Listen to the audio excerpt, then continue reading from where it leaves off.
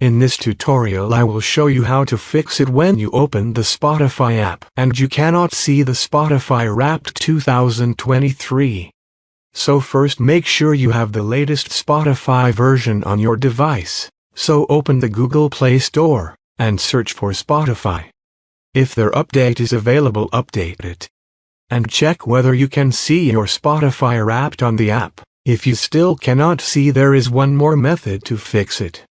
Open your browser and go to this link. I will put the link in the description. You need to log into your Spotify account. And now you will be able to see your Spotify Wrapped 2023. If you still cannot see it, maybe it's because it is not officially available for you yet. You have to wait a couple of hours. Or maybe you haven't listened to enough songs on Spotify or something like that.